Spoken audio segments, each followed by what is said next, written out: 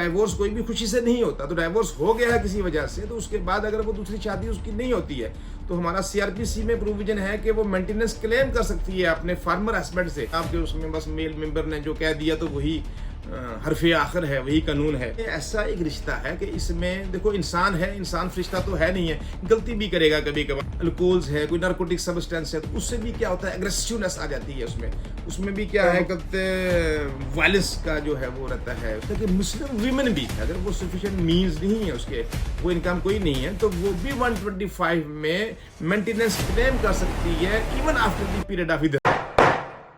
Court is now in session. Welcome नाजरीन, rather legal awareness avenue में आपका welcome है। हमारा ये सेकंड पार्ट है। आज हमारा इस सीरीज़ में है जो टॉपिक वो है मैट्रिमोनियल इश्यूज़। और आज पिछली बार हमने मैट्रिमोनियल इश्यूज़ जो डिस्प्यूट्स होते हैं उसके काजीज़ क्या हैं और उस पे ही मतलब एक थोड़ा सा इंट्रोडक्टरी हमने दिया था कि क्या वजूहात हैं जिससे ये मैट्रिमोनियल जो मैरिज के रिलेटेड रिलेशंस हैं, जो एक हारमोनियस एटमॉस्फेयर जो है वो डेवलप होना चाहिए था, दो ख़ानदानों की आपस में एक साथ चलना चाहिए था, तो वो अल्टीमेटली दो ख़ानदानों की टेंशन परेशानी का बायस बन जाता है। तो उसमें क्या वजूहात हैं, क्या गलतियाँ हैं, तो वो काजीज़ उन्हीं को थोड़ा सा हम आज जो है इस सेकंड एपिसोड में एक और अच्छी तरह से जो है बयान करेंगे, और साथ में उसके प्रिवेंटिव मेजर्स क्या हैं और कानून हमारे जो है इस बारे में क्या कहता है।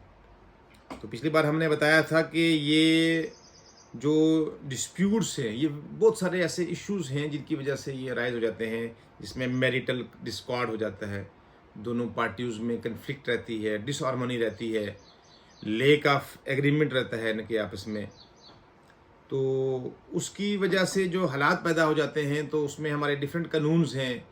मतलब ये मैरिजेस जो हैं हमारे कंट्री में, ये according to the personal laws of the parties, मतलब हिंदूज़ के लिए अलहदा है, मुस्लिम्स के लिए अलहदा कानून है, क्रिश्चियंस के लिए अलहदा कानून है। तो मैं थोड़ा सा जो है इसमें कानून के बारे में बता दूं, जो हिंदूज़ लॉज क्या हैं इसमें हमारा हिंदू मैरिज एक्ट है 1955। उसके बाद मतलब ये भी इसी मैट्रिमोनियल इस रिलेशन से ही या फैमिली रिलेशन से ही डिस्प्यूट आते हैं, इसके सक्सेशन के भी। तो हिंदू सक्सेशन एक्ट भी है हमारा 1956। फिर Hindu minority and guardianship act है 1956, Hindu adoption and maintenance act है 1956, और Hindu disposition of property act 1916 है।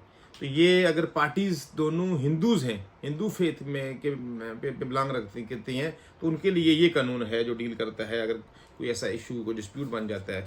अगर मुस्लिम्स हैं तो मुस्लिम के लिए जो है हमारा अभी रिसेंट पास्ट में ही एक एक्ट पास हुआ था, Muslim women protection of right on marriage act 2019, जिसके बारे में आप शायद जानते हो। ट्रिपल तलाक के लिए एक बहुत बड़ी बिद्दत थी जो है इस कम्युनिटी में, ट्रिपल तलाक की, तो उसको प्रिवेंट करने के लिए ये कानून बनाया गया। इसमें अब जो है पिनल सेक्शन भी इसमें डाली गई है कि अगर कोई ट्रिपल तलाक का इस्तेमाल करता है तो। फिर dissolution of Muslim marriage act है 1939 का। द मुस्लिम पर्सनल लॉ शरीयत एप्लीकेशन एक्ट है 1937 की ये है।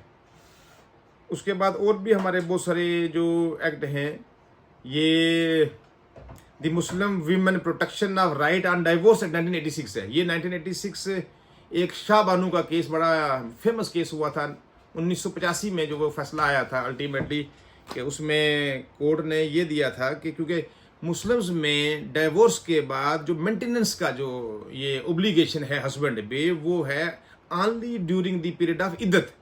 डाइवोर्स के बाद इसको बीवी को दूसरी शादी करने का हक है, उससे पहले कुछ इद्दत का पीरियड होता है। तो इद्दत पीरियड तक जो है हमारे शरीयत में इसको मेंटेन करने का जो है ओब्लिगेशन है।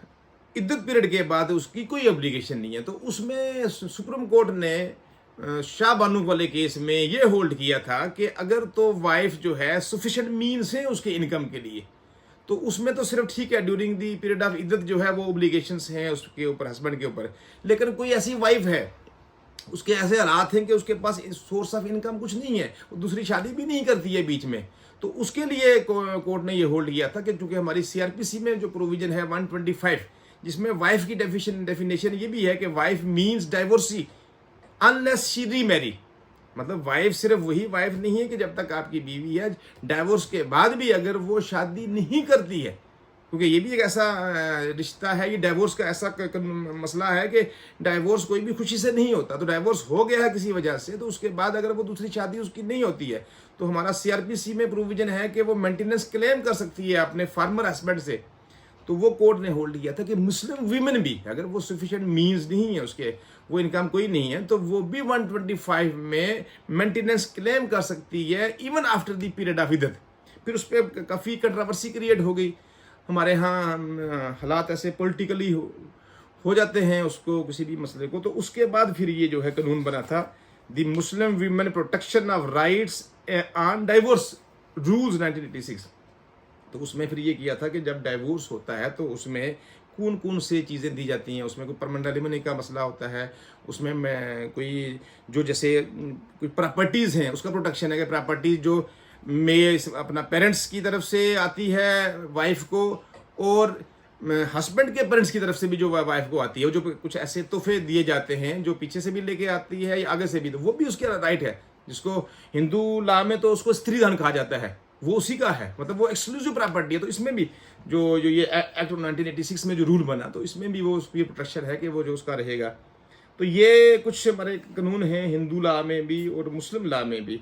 तो पिछली बार हमने ये डोमेस्टिक वायलेंस एक्ट जो है, prevention of protection of women from domestic violence act 2010 में, तो उसके भी हमने कुछ जो है वहाँ मेन प्रोविजंस जो हैं वो डिस्कस किए थे। तो आज हमने ये बताने का मतलब ये है कि चूंकि कानून इसमें क्या कहता है, कानून हमारे जो हैं हमारे मुल्क में हर के पार्टी के पर्सनल लॉ के रिलेटेड जो हैं वह बने हुए, मुस्लिम्स के लिए अलहदा हैं, हिंदूज के लिए अलहदा हैं, क्रिश्चियंस के लिए भी अलहदा हैं।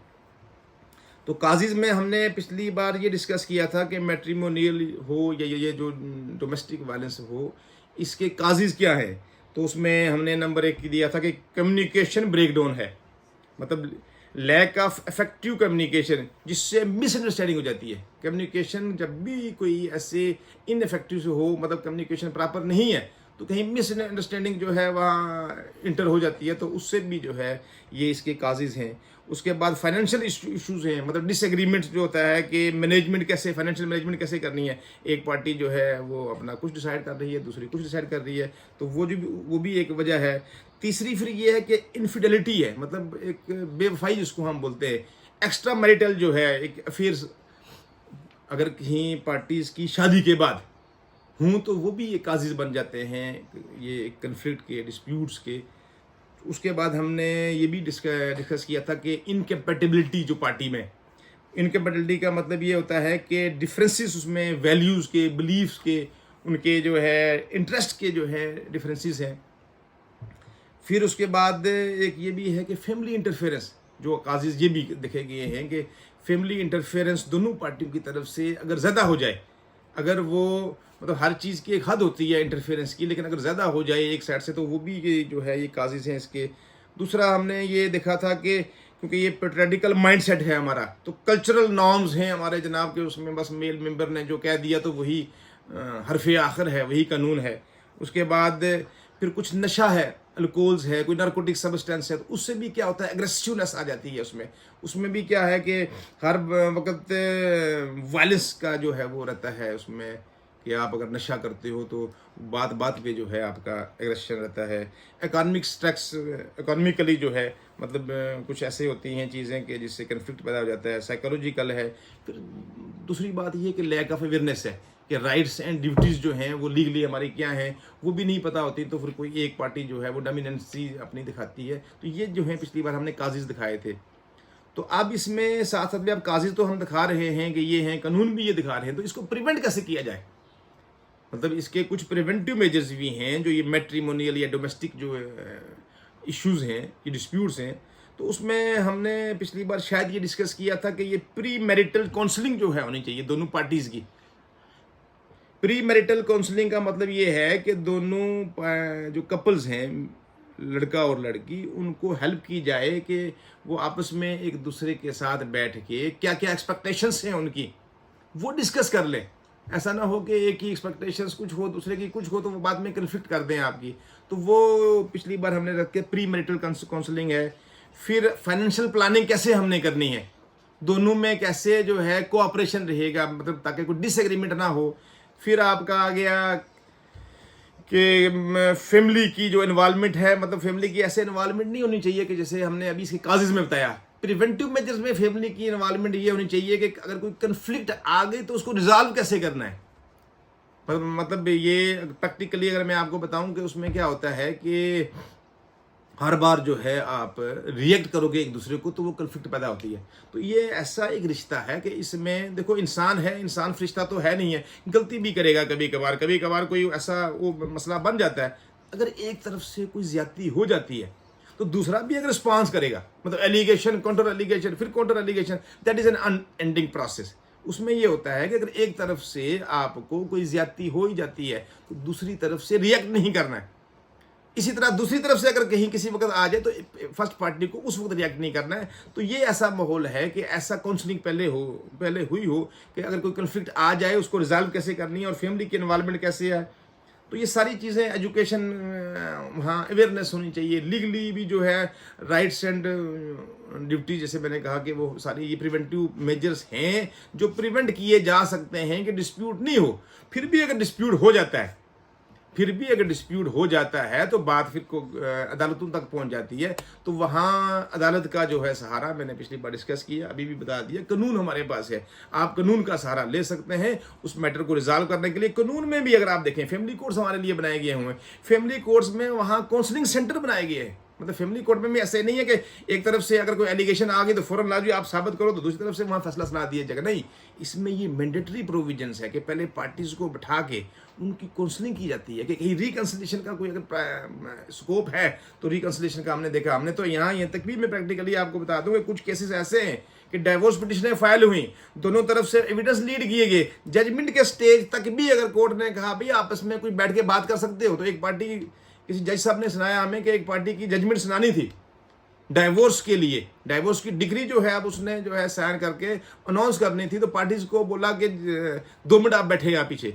तो 2 मिनट जब पार्टीज पीछे बैठी तो बाद में उन्होंने आके जज साहब से टाइम ले लिया कि हमें जो है कुछ दिनों का टाइम दिया जाए तो हम इसमें आपको जो है रिपोर्ट करेंगे कि हमारा कोई मतलब कोई एक्सप्लोर करेंगे पॉसिबिलिटी एमिकेबल इसकी सेटलमेंट की।